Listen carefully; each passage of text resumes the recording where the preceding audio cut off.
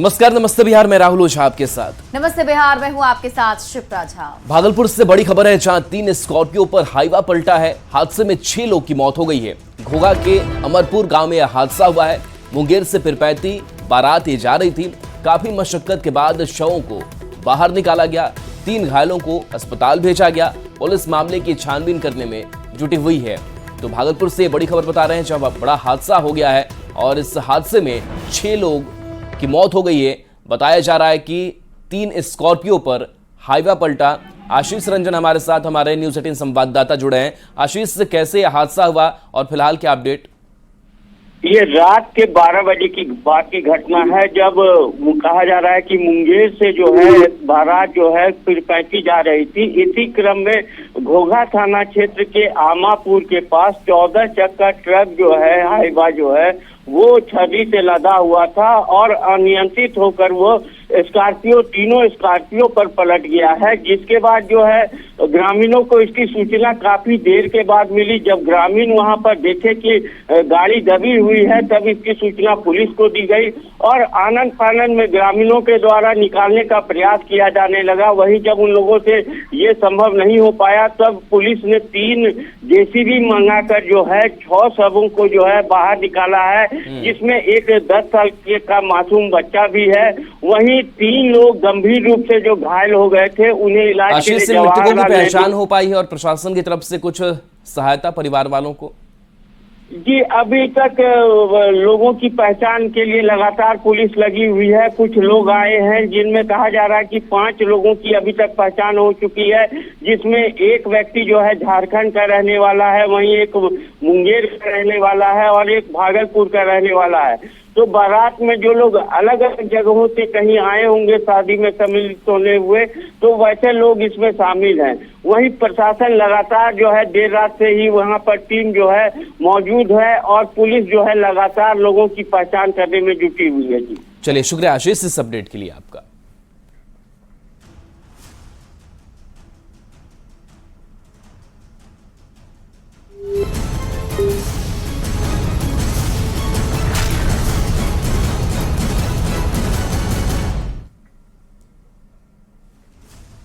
और बुलेटिन में बढ़ते हैं आगे। प्रधानमंत्री नरेंद्र मोदी ने न्यूज 18 पर 2024 के चुनाव का सबसे बड़ा इंटरव्यू दिया है। पीएम मोदी ने न्यूज 18 के group editor in chief Rahul Joshi के साथ इंटरव्यू में कई मुद्दों पर बात की है और हर एक सवाल का बेबाकी से जवाब दिया। पीएम मोदी ने बिहार की सभी 40 सीट जीतने का दावा किया है, जिस पर बिहार में राजनीतिक बहस तेज हो गई है।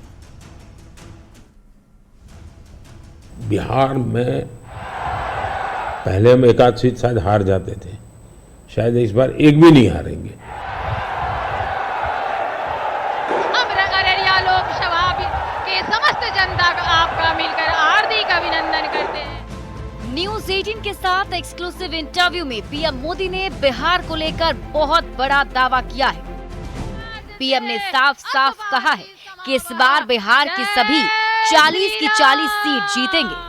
पीएम मोदी ने ये दावा न्यूज 18 के group editor in chief Rahul Joshi के उस सवाल के जवाब में किया है, जिसमें राहुल जोशी ने पूछा है कि बिहार में एक बार फिर नीतीश कुमार उनके साथ हैं। ऐसे में वे इस चुनाव को कैसे देखते हैं? क्या वे 2019 के रिजल्ट को दोहराएंगे? बिहार में आपने फिर नीतीश जी के संग वापस जो है आपका गठबंधन उनके साथ है, उस गठबंधन के साथ लड़ रहे हैं, कैसे देखते हैं? पिछली बार 39 सीटें थी आपकी 40 में, क्या इसको रिपीट कर पाएंगे? चुनाव असेंबली का 60 लड़े थे जी, बाद में वो कहीं गए, फिर वापस आए। तो हम जो जनता का मैंडेट है उसके अनुसार साथ में है जी। जहां तक जन समर्थन का सवाल, कल मैं बिहार में ही था जी, जो जन समर्थन में देख रहा हूँ जी, अनप्रेसिडेंटेड, इतनी गर्मी में कोई पैंडल नहीं, कुछ नहीं जी, और लाखों लोग जिस प्रकार से इस बात से जुड़े हुए हैं, मैं साफ देख रहा हूँ जी कि बिहार में पहले हम 1 आध सीट शायद हार जाते थे, शायद इस बार एक भी नहीं हारेंगे। प्रधानमंत्री नरेंद्र मोदी बिहार की सभी 40 सीट जीतने के बयान दे रहे हैं, जिस पर आरजेडी नेता तेजस्वी यादव की प्रतिक्रिया सामने आई। तेजस्वी यादव ने फिर से दोहराया है कि इस बार का रिजल्ट सरप्राइज करेगा। 40 में 40 सीट का दावा प्रधानमंत्री ने किया है तेजस्वी जी, 40 में 40 सीट का दावा। उनका टंग स्लिप हो गया, 40 हारना बोल रहे थे, गलती से बोल। प्रधानमंत्री के बयान पर तेजस्वी यादव ने सरप्राइज करने वाले रिजल्ट का दावा किया है, जिस पर पलटवार करते हुए RLJPR के अध्यक्ष चिराग पासवान ने कहा है कि तेजस्वी यादव जैसे 2014 के बाद 2019 में सरप्राइज हुए थे, उससे भी ज्यादा सरप्राइज 2024 में होंगे। बिल्कुल सरप्राइज होंगे, वो रिजल्ट आने तो दीजिए।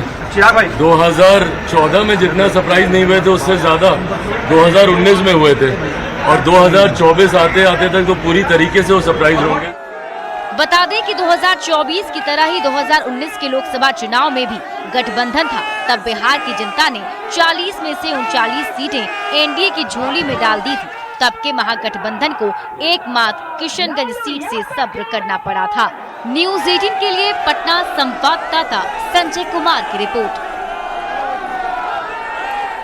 केंद्रीय गृह मंत्री अमित शाह ने झंझारपुर में चुनावी सभा को संबोधित किया। अमित शाह का झंझारपुर में जाना कोई छोटी बात नहीं है। लोकसभा चुनाव का प्रचार अब शहर से निकलकर कस्बों और गांव तक पहुंच चुका है।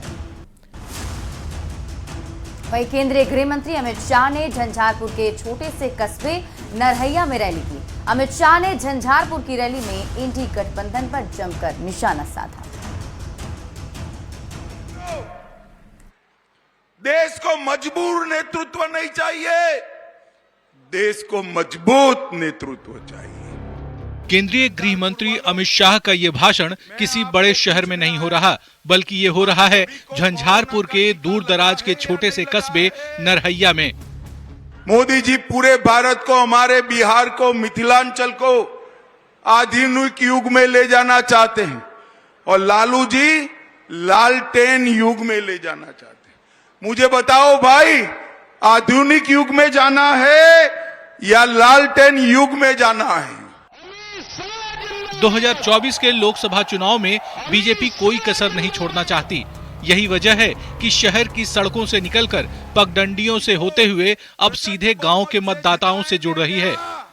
इसका प्रमाण है केंद्रीय गृह मंत्री अमित शाह का झंझारपुर के छोटे से कस्बे नरहैया में रैली करना। फिर से प्रधानमंत्री बनाएंगे, देश के खजाने की पाई पाई जिस पर गरीब का अधिकार है वो गरीब को मिले, ऐसा शासन लाने का मतलब है नरेंद्र मोदी को प्रधानमंत्री। झंझारपुर की रैली में जेडीयू के राज्यसभा सांसद संजय झा भी मौजूद रहे।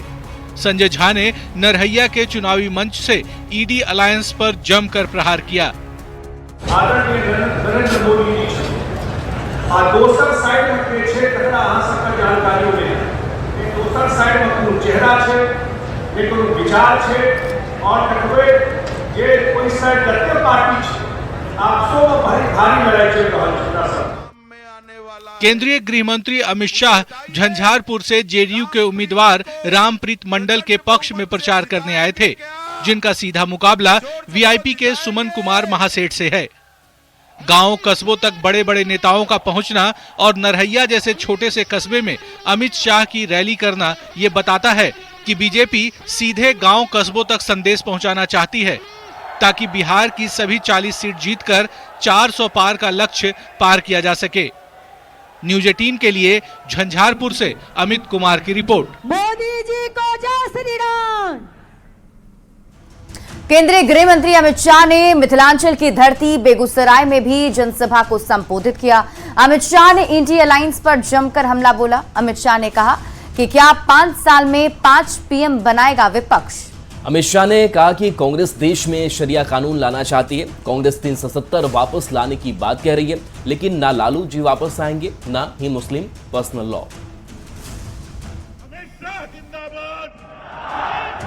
अलायंस वाले कहते हम वापिस आएंगे तो ट्रिपल तलाक लाएंगे, वापिस आएंगे तो 370 वापिस। अरे राहुल बाबा, पूछते लग जाएगी 370 वापिस लाने में। 20 दिन में तीसरी बार केंद्रीय गृह मंत्री अमित शाह बिहार दौरे पर आए। अमित शाह ने झंझारपुर के बाद मिथिलांचल की धरती बेगूसराय में रैली कर इंडी अलायंस पर जमकर हमला किया। ये कह रहे हम वापिस आएंगे तो 370 वापिस लेकर आए। अरे राहुल बाबा, पूछते लग जाएगी 370 वापिस लाने में। जब तक भाजपा का एक एक कार्यकर्ता जिंदा है, कश्मीर में तिरंगे को कोई नहीं हटा। अमित शाह जिंदाबाद। रैली को संबोधित करते हुए अमित शाह ने इंडी अलायंस पर तीखा तंज कसा। अमित शाह ने कहा कि अगर गलती से भी इंडी अलायंस को सरकार बनाने का मौका मिल गया तो वो क्या करेंगे? क्या एक साल का प्रधानमंत्री बनाएंगे? अमित शाह ने लोगों से ही पूछा कि इंडी अलायंस की सरकार आई तो शरिया कानून लागू करेंगे। क्या आप ऐसा चाहते हैं? इंडी अलायंस वाले कहते हम वापिस आएंगे तो ट्रिपल तलाक लाएंगे। मुझे बताओ भाइयों बहनों, इस देश में ट्रिपल तलाक रहना चाहिए क्या? जोर से बोलो, रहना चाहिए? ये कहते हैं हम वापिस आएंगे, मुस्लिम पर्सनल लॉ लाएंगे। अरे लालू जी, आपको वापिस आना भी नहीं है और पर्सनल लॉ आना भी नहीं है। बेगूसराय में बीजेपी के फायर ब्रांड नेता गिरिराज सिंह के लिए वोट मांगने आए केंद्रीय गृह मंत्री अमित शाह ने बेगूसराय की धरती से जोर देकर कहा कि देश को मजबूर नहीं बल्कि मजबूत प्रधानमंत्री चाहिए जो निर्णय ले सके। सारा चोरने वाली सरकार जाने के बाद नरेंद्र मोदी जी और नीतीश कुमार जी ने बिहार को आगे बढ़ाने के लिए कोई कसर नहीं। 26 अप्रैल को प्रधानमंत्री नरेंद्र मोदी ने बिहार के मुंगेर और अररिया में चुनावी रैली की थी। उसके तीसरे ही दिन अमित शाह ने झंझारपुर और बेगूसराय में चुनावी जनसभा को संबोधित किया। बेगूसराय की धरती से अमित शाह ने पूरे मिथिलांचल को संदेश दिया। न्यूज़ 18 के लिए झंझारपुर से अमित कुमार और बेगूसराय से संतोष के साथ शैलेंद्र कुमार की रिपोर्ट। श्री राम, जय जय श्री राम।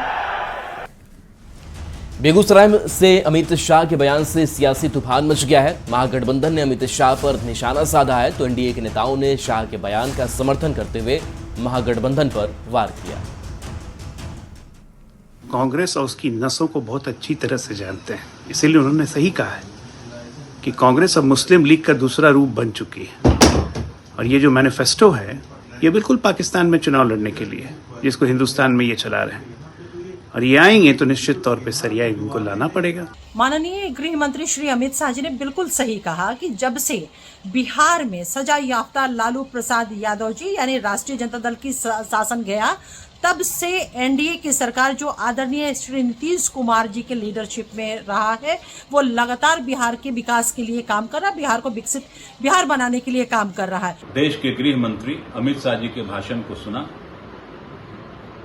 इस तरीके का भाषण और शब्दों का इस्तेमाल जो अमित शाह जी कर रहे हैं बिल्कुल अशोभनीय है। मतदाताओं को धर्म के नाम पर डराने का काम कर रहे हैं। मैं समझता हूं कि इलेक्शन कमीशन को इस पर संज्ञान लेना चाहिए। अमित शाह जी के बेगूसराय भाषण के बाद तो लगता है कि अमित शाह मान लिए हैं कि इंडिया अलायंस की सरकार आने वाली है। तभी तो कह रही है कि अगर राहुल गांधी प्रधानमंत्री बन जाते हैं या पद पे आ जाते हैं तो ये होगा वो होगा। और यार रुक एक छोटे से ब्रेक के लिए जल्द लौटते हैं वापस।